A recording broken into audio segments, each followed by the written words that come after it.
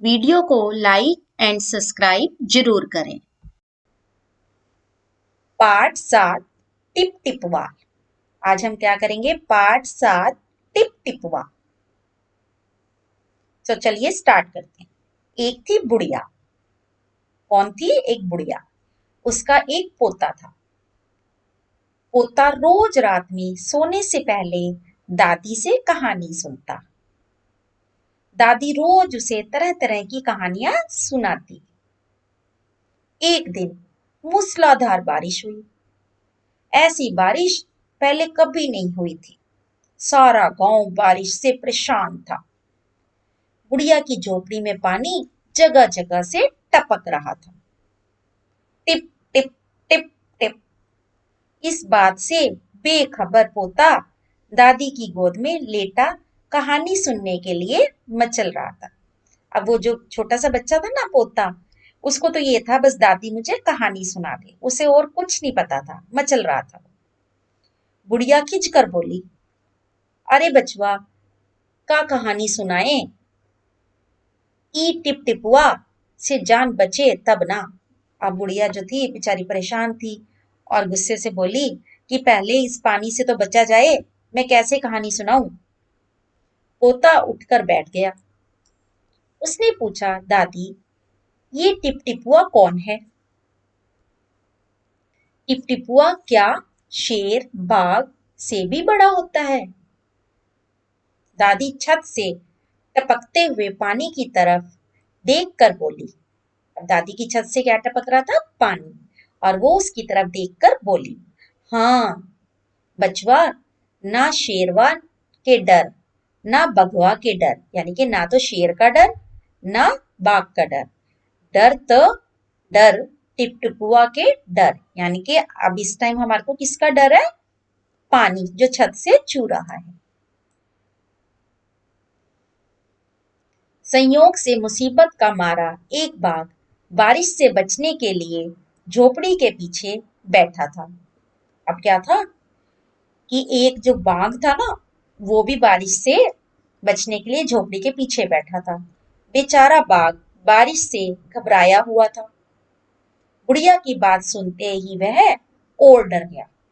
अब बुढ़िया जब अपने पोते को बता रही थी ना कि काहे को बाघ का डर, तो वो और भी ज्यादा डर गया।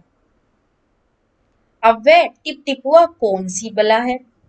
अब वो भी सोचने लगा, टिप टिपुआ कौन सी बला है? जरूर यह कोई बड़ा जानवर है। तभी तो बुढ़िया शेर बाघ से ज्यादा टिप टिपुआ से डरती है।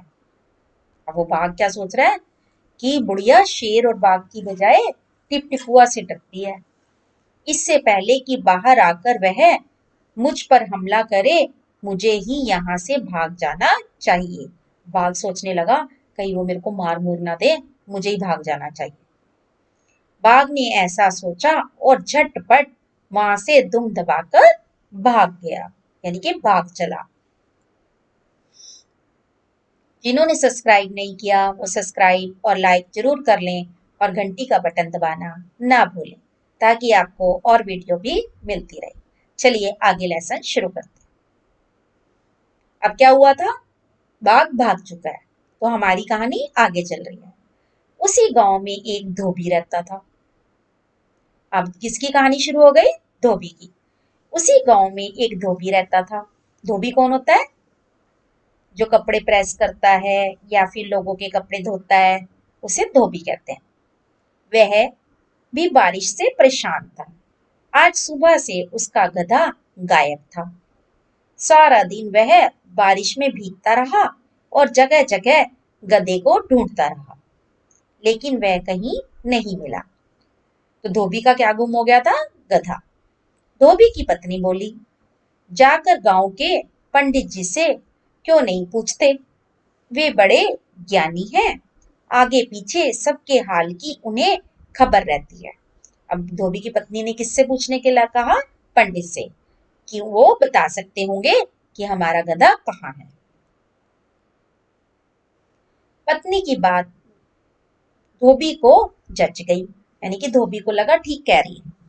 अपना मोटा लठ उठाकर वह पंडित जी के घर की तरफ चल पड़ा।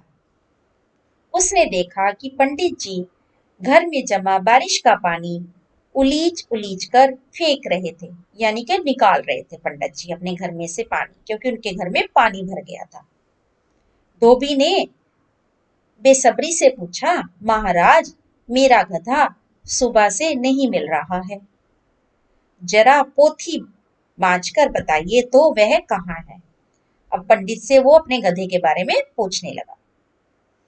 सुबह से पानी उचीकते उचीकते पंडित जी थक गए थे। धोबी की बात सुनी तो झुंझला पड़े, यानी कि उन्हें गुस्सा आ गया कि मैं तो पानी निकालते हुए परेशान हो रहा हूं और ये मेरे से अपने गधे के बारे में पूछ रहा है। और बोले, मेरी पोथी में तेरे गधे का पता ठिकाना लिखा है क्या, जो आ गया पूछने? अरे जाकर ढूंढ उसे किसी गड़ई पोखर में, यानी कि किसी और जगह पे जाके ढूंढ। और पंडित जी लगे फिर पानी उकेचने, यानी कि फिर पानी निकालने लग गए पंडित जी, तो उसे ये कह के कहीं और जाके ढूंढ। धोबी वहां से चल दिया। चलते चलते वह एक तालाब के पास पहुंचा। तालाब के किनारे ऊंची ऊंची घास उग रही थी। धोबी घास में गधे को ढूंढने लगा। अब वो घास में क्यों ढूंढने लगा? क्योंकि गधा घास खाता है, इसलिए वो घास में गधे को ढूंढने लगा।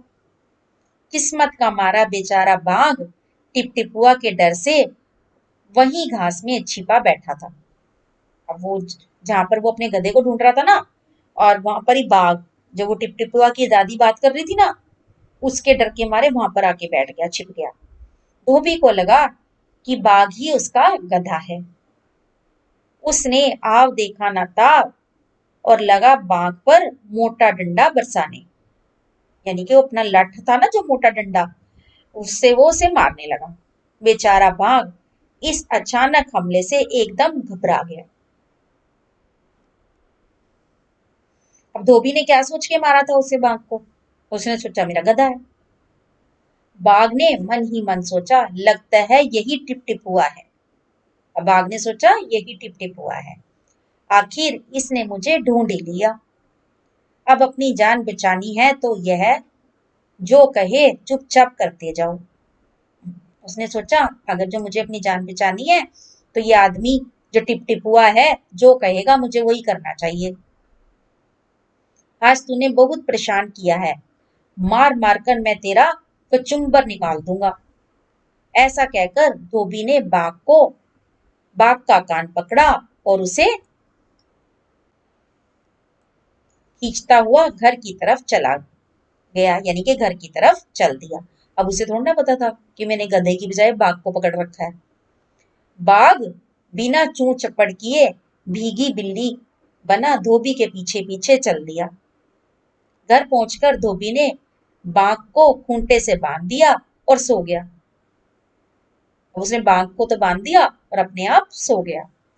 सुबह जब गांव वालों ने धोबी के घर के बाहर खूंटे से एक बाघ को बंधे देखा तो उनकी आंखें खुली की खुली रह गई कि ये क्या, एक बाघ को बांध रखा है।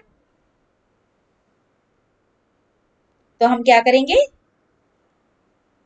एक बाघ का चित्र बनाएंगे, एक गधे का चित्र बनाएंगे, ठीक है, और एक सीन बनाएंगे जिसमें पानी टपक रहा है और उसमें बाघ और गधे का सीन बनाएंगे।